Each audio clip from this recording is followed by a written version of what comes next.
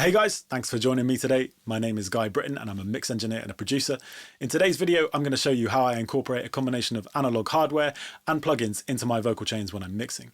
Specifically, I'm going to show you how I utilize the Warm Audio WA73EQ and Preamp, along with the Klark Teknik KT76 compressor to add some life to some tracks and hopefully achieve a great sounding vocal. Now, I'm not sponsored by either Warm Audio or Klark Teknik, so I'm not being paid any money to promote these products. They're just two affordable pieces of gear that I think can do a very specific job in adding color when I need it, and I'm going to talk through exactly how I incorporate them into my workflow and why I'm doing what I'm doing. Now, the main question is probably why not just use plugins? And the answer to that is I am using a combination of plugins and hardware here, but I really like the workflow of the hardware. I like being able to turn dials and be hands-on with it, and that seems to deliver me better results than just clicking around with a mouse. So whether or not the hardware actually sounds better than the plugins in kind of like an A/B comparison is kind of irrelevant to me. It's more that the workflow of the hardware seems to deliver better results for me. So that's why I'm using it the way that I'm using it. The other thing as well is that the hardware is doing quite a specific job in this chain. So quite often I get sent vocal tracks that have just been recorded directly into an interface, and as a result, you get a really nice clean vocal that allows you to do whatever you want with it. But one of the side effects of that is that it's often lacking a bit of character and that kind of extra 20% that really makes a great sounding vocal when you're processing on the way in. So the way that I like to treat these two specific pieces of hardware is to treat them as if they were on the vocal on the way in as it was being recorded. Again, I could emulate this with plugins, but I feel like it just doesn't, it doesn't deliver me the results that I get from working hands-on with the hardware. Now, rather than me doing any more talking, I'm just going to jump straight in. I'll play you the track. I'll dial in some settings on the 1073, which is just behind me. And then once we've got that, and once we've got a sound that I'm happy with, I'll break down exactly what's going on, how I'm doing what I'm doing, and how I'm incorporating that into the mix. So let's take a look at what's going on. You know I've been saving up for a place for us. Maybe just a few years left to wait, and it will be small and sweet and made complete by the memories we're gonna make. So tell me how it feels to be alive. Tell me how it feels to feel the tide slipping through your fingers. Know that I won't let you down.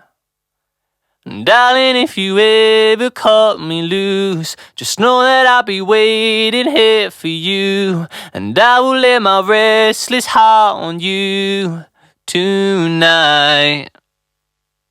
You don't know, I've been saving up for a place for us. Maybe just a few years left to wait, and it will be small and sweet and made complete by the memories we're gonna make. So tell me how it feels to be alive. Tell me how it feels to feel the tide slipping through your fingers. Know that I won't let you down. And darling, if you ever cut me loose, just know that I'll be waiting here for you. And I will lay my restless heart on you tonight. You don't know, I've been saving up place for us. Maybe just a few years left to wait. Okay, cool. So what we've done so far is we've run that vocal through the WA73 preamp and EQ section. And what that's doing is the preamp section is kind of adding some upper harmonics, bit of saturation, bit of color to that vocal that I'm not going to get from recording directly into an interface with no processing on the way in. And then on the EQ stage, we're using the high pass filter up to 80 hertz, which is adding a little bit of bump around 80 hertz because that's what the 1073 EQ does, and then filtering out everything below that. So it's just giving the vocal a little bit of extra thickness in that low end, but really cutting out all that unnecessary frequencies below that. And then I'm using the low shelf at 60 and just cutting out some low end again. And then at 3.2K, we're dialing out quite a bit of mid-range just to get rid of some harshness, and then bumping everything above 12K with the shelf. And what that's doing is really opening the vocal. So the vocal now sounds way more open, and it cuts through in the mix a lot more. You know I've been saving up a place for us, maybe just a few years left. Let's go through what we're doing before the preamp stage, because this is also important. If I turn the input off here, which is the WA73 in and out, we've got this EQ going on this. So this is all happening before the WA73. So this is just to clean the vocal up to make sure that we're hitting it at the right stage. So taking out a little bit of low mid resonance here around 172 Hertz, and also taking out all of this low end here too, and dipping out some kind of 2K-ish area, which is just removing some harshness from the mid-range. And then we're also using the RVox plugin here. Now, if I just turn these two plugins on and off and solo the vocal, you'll see what these are doing. So the RVox plugin is literally just kind of compressing the vocal a little bit before it hits the preamp, so that we're not getting too much saturation on any of these peaks, because if the vocal is jumping up and down before it's hitting that preamp stage, certain words are going to distort more than others. And I want more of a consistent saturation across the whole vocal. So firstly, let's just listen to that EQ. You know I've been saving up for a place for us, maybe just a few years left to wait. And it will be small and sweet and made complete. So it's kind of subtle, but it's just cleaning up the vocal a touch, because I believe this vocal was recorded on an SM7, so you're getting quite a lot of that proximity effect from being up close to the mic around the 200 Hertz area, and this EQ is just dialing that out. And then when we move on to RVox, it's just cleaning up a bit of the noise with the gate, and then, like I say, smoothing that out with the compressor. So let's listen. You know I've been saving up for a place for us, maybe just a few years left to wait.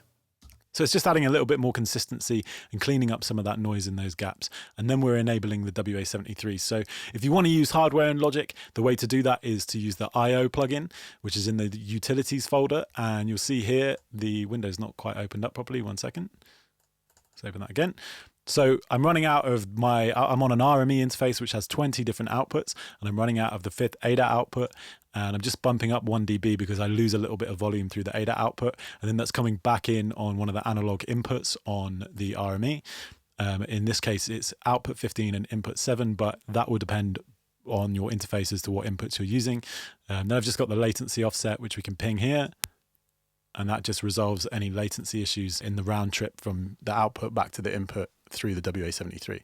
So that's how I'm doing it. It's really simple to set up, and it's adding quite a lot already. The next thing that I want to do is engage the Klark Teknik KT76 compressor, which is just going to help to add a bit more consistency. I love an 1176 compressor on a vocal, and this one's a great one. It's really cheap and does a really good job of just kind of smoothing out the vocal and pinning it up. So let's go back to the hardware and we'll take a look at what that's doing. And one thing quickly to note before we do that is that the KT76 in this case is patched into the insert loop on the WA73. So I don't have to add another input and output in Logic.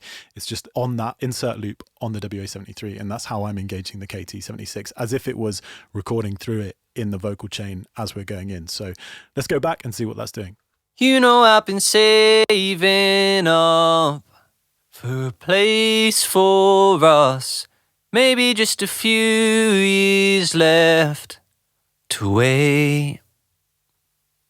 And it will be small and sweet and made complete by the memories we're gonna make.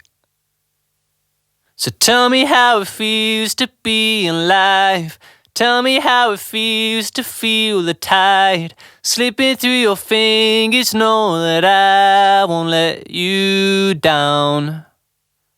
And darling, if you ever cut me loose, just know that I'll be waiting here for you. And I will lay my restless heart on you tonight.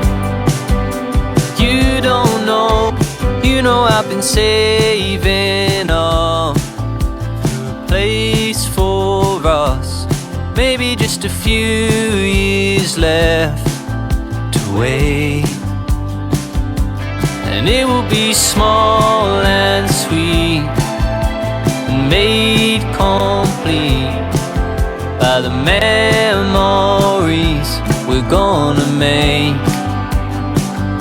So tell me how it feels to be alive. Tell me how it feels to feel the tide slipping through your fingers. Know that I won't let you down. Okay, cool. So hopefully you can hear how much consistency that 1176 is adding. I'm using a reasonably sort of medium to slow attack, which is allowing the vocal transients to still cut through without completely squashing the vocal. And then we've got a super fast release, 4:1 ratio. And that's doing just enough to kind of knock the peaks off the vocal and keep it nice and consistent. So you'll see here, like when we come into that chorus section, it's adding a lot more consistency because we have these jumps in the peaks.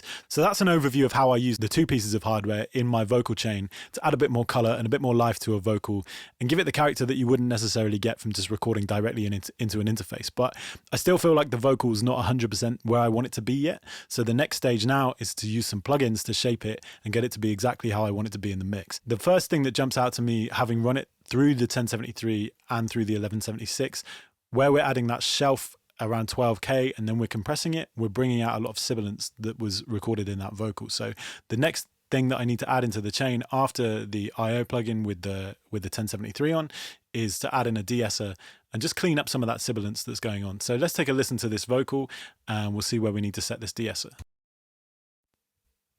You know I've been saving up for a place for us. Maybe just a few years left to wait. And it will be small and sweet. And it will be small and sweet. And maybe...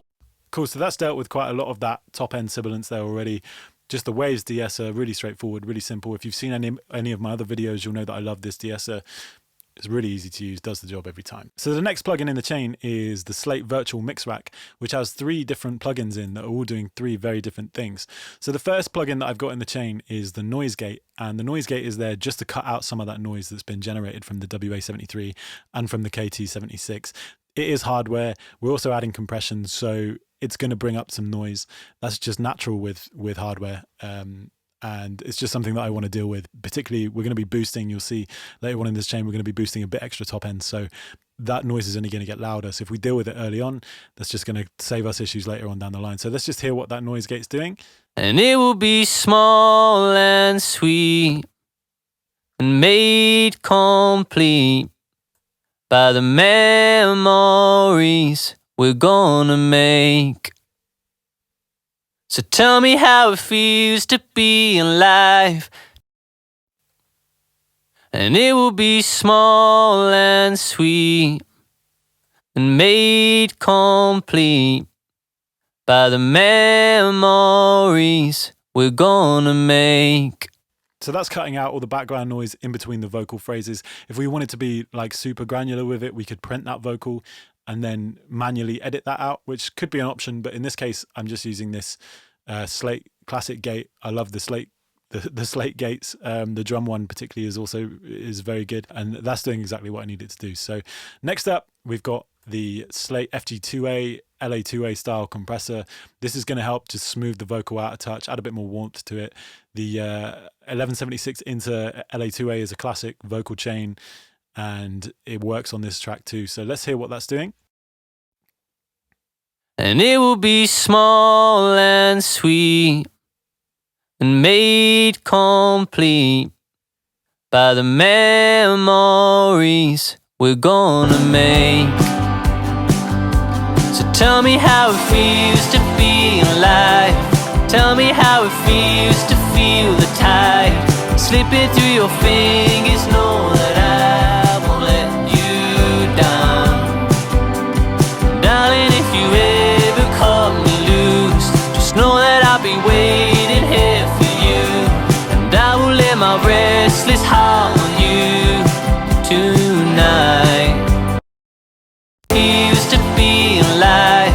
Tell me how it feels to feel the tide slipping through your fingers. Know that I won't let you down. So on these vocal runs in particular, this is kind of adding a little bit extra consistency like we talked about with the 1176 was there to add the consistency and keep that vocal in place.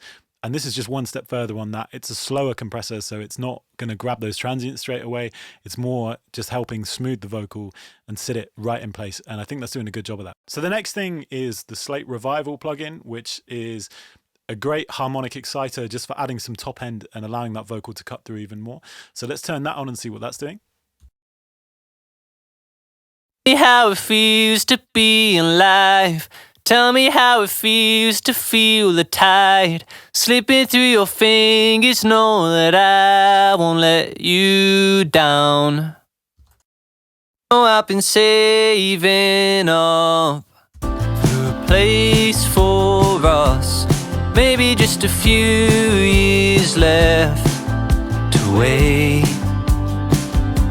And it will be small and sweet, made complete by the memories we're gonna make.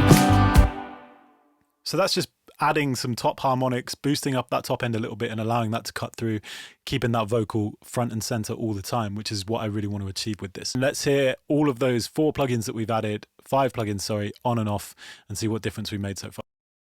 Oh, I've been saving up for a place for us. Maybe just a few years left to wait. And it will be small and sweet, made complete by the memories we're gonna make. So tell me how it feels to be alive. Tell me how it feels to. So you can hear that we've made a huge difference to that vocal already, and we're only halfway through the vocal chain. You'll notice that the vocal does appear to be louder, and it's not a case of not level matching it. The vocal is level matched, but we're level matching to these loudest peaks. So when I turned off all those plugins, these peaks are really loud, and that's what we're trying to level match the rest of the vocal to once we've compressed it and squashed it. So these verse parts will appear louder than they were initially. So, you know, it's not that your ear is deceiving you. That's the purpose of doing this, is to make the vocal consistent. So next up in the chain, we have the Maag EQ from Plugin Alliance, which I love on specific vocals. And in this case, it works really nicely. We're dealing with a bit of that harshness in the 2.5K area, which we took a little bit out of on the 1073, and we're going to take a little bit more out of now. And again, boosting some top end around 5K. You'll notice that I do things like this where I'm kind of at different stages doing a little bit extra of the same thing that I did earlier. So I've already taken out some low end, I've already taken out some mid range, and I've already boosted some top end, but I'm doing it again in small stages because to me it sounds more musical than just cutting it. If I was to cut this all completely on the 1073, it's not going to sound great. But if we do it in stages with different tools, often you can get to the sound that you want just by doing little bits here and there. And all of that summed up makes a big difference, as we're already hearing. So let's hear that Maag EQ on and off and see what difference that's making. Oh, I've been saving up a place for us.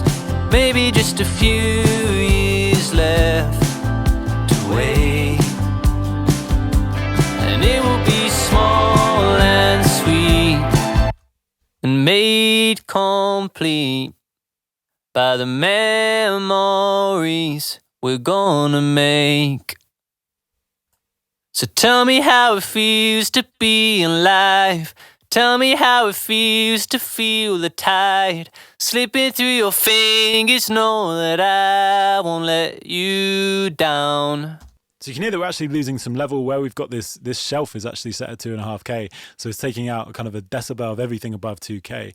But it is helping to smooth it out, and we can make up for that lost level later on. So that's doing quite a lot, I think, just to make the vocal feel a little bit smoother. It's not quite as spiky as it was earlier, so that's good. That's what we wanted to achieve. Next up, we've got the Pultec EQP1A from Waves. And this is literally just cleaning up some low end. I like what this does when we attenuate the low end up to 100 hertz. There's a point where it sounds thin, and then there's a point just before that that's like the sweet spot for just clearing up some of that low resonance a little bit more. So let's hear that. Oh, I've been saving up for a place for us. Maybe just a few years left to wait. And it will be small and sweet, and made complete by the memories we're gonna make. So it's subtle, and some people might say, actually, that's too much attenuation. Now it sounds thin. You should leave it where it is. And that might be true, but in this case, I prefer it with that low-end resonance just cleaned up a little bit. Although in solo it feels warmer with that in, I think in the mix it's going to help it clean up a little bit. So let's listen to that. Oh, I've been saving up a place for us. Maybe just a few years left to wait, and it will be small and sweet and made complete. Cool, that sounds nice. So next up in the chain we have the FabFilter Pro MB, and this is again dealing with some of that mid-range that we've got. I was talking about before, the kind of that mid-range spike is quite audible and not the most pleasant on certain phrases now, although we've cleaned up a lot of it overall. There's still some phrases where it's popping out, so you'll see that we have this quite narrow band just compressing around about the sort of 2k-ish area. 2.5k is sort of where that sweet spot is. And then we're dealing with, again, a little bit more of that resonance. I am boosting a bit of resonance. You'll see that I've done that there. Even though I've taken it away with the Pultec, I'm actually boosting a little bit of level there. But that's going to just boost a little bit higher up, around about the 250, 200 hertz. And that's hopefully just going to thicken the vocal up where we've perhaps lost a little bit through this compression. So let's hear that. Oh, I've been saving up a place for us. Maybe just a few years left to wait, and it will be small and sweet and made complete. It will be small and sweet and made complete by the memories we're gonna make. Tell me how it feels to be alive. Tell me how it feels to feel the tide. It will be small and sweet and made complete by the man. Cool, so that's just literally smoothing out that mid-range and doing a lot there just to tame that vocal as we want. So next up in the chain we have the FabFilter Pro Q. Doing some small and slightly odd looking movements, but we're taking out a bit more resonance around 120 hertz, bumping up a little bit more of that 200, taking out some low mid around this sort of 600 hertz area, which is obviously just a bit of ringing resonance, and then also just taking out this 3.5k. You also notice that I've got this high shelf right up here, this low pass filter right up here, which is just taking off some of this high end around about 17k. Quite how audible that is, I don't know, but let's take a listen to that on and off. Will be small and sweet and made complete by the memories we're gonna make. So tell me how it feels to be alive. Tell me how it feels to feel the tide slipping through your fingers. Know that I won't let you down, darling. If you ever cut me loose, just know that I'll be waiting here for you. Cool, so again, subtle, but it's just cleaning up the vocal in the right spots and taking out a little bit of that sort of honky resonance in that mid-range. That's kind of the main thing that's going on here, and a little bit of that harshness. You might say, well, you've added all this exciter and you've boosted the top end and now you're cutting it. Like, what's the point in that? But this is the way that I work. This is kind of 17k, so it's kind of inaudible, a lot of what's going on up here. There's kind of just an airiness that's being cut out with that low pass filter. And this is the way that I work. I like to, do things in stages, just gradually adding and adding and adding, and taking away, adding, taking away, and just kind of reacting to what I'm feeling as I'm mixing it. And this is the result of, you'll see now we've got another de-esser in the chain. And again, this is to deal with some of that sibilance that we've added in. This is what gets me to a result. Maybe you could do it in fewer plugins. Maybe you could do it just with the hardware. But for me, this is the way that I like to work, combining different things, small moves, and summing all those small moves up together to create the final result. So like I say, lastly in the chain is the de-esser, again just dealing with some of that sibilance. Let's take a listen to that. Be small and sweet, made complete by the man.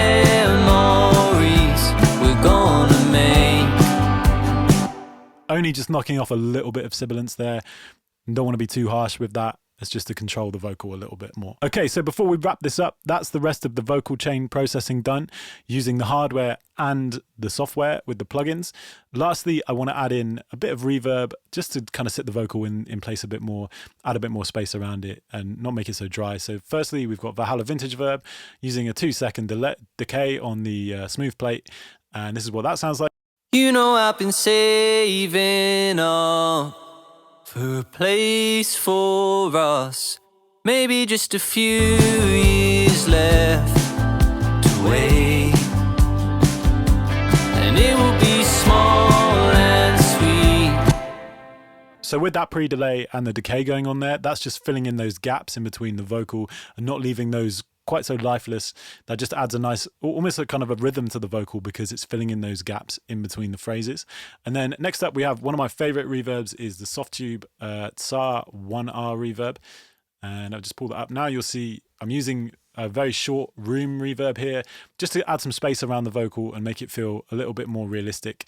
Like I say, I believe this vocal was recorded on an SM7 directly into an interface, so you're not getting any room reverb, you're not getting any kind of natural sense of space around the vocals. I'm just adding a little bit of that in here on this send. So let's hear that. You know I've been saving up for a place for us, maybe just a few years left to wait. So those two reverbs together kind of sound like one reverb. The Sara verb is that first initial reflection and room space, and then Valhalla Vintage Verb is being used with the pre-delay so that it's not coming in straight away and it's filling in those gaps around there. So you kind of have these two different vocal reverbs that are working together to create one sense of space around that vocal. So let's listen to that in the mix.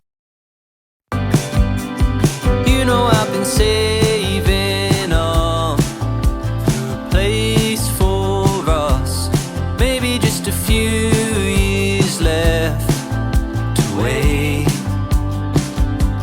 and it will be small and sweet, made complete by the memories we're gonna make.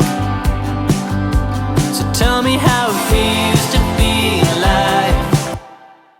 And now let's go and listen to that whole vocal chain and the reverbs on and off and hear what difference we've made. You know I've been saving up for a place for us, maybe just a few years left to wait, and it will be small and sweet, made complete by the memories we're gonna make. So tell me how it feels to be alive. Tell me how it feels to feel the tide slipping through your fingers, know that I won't let you down.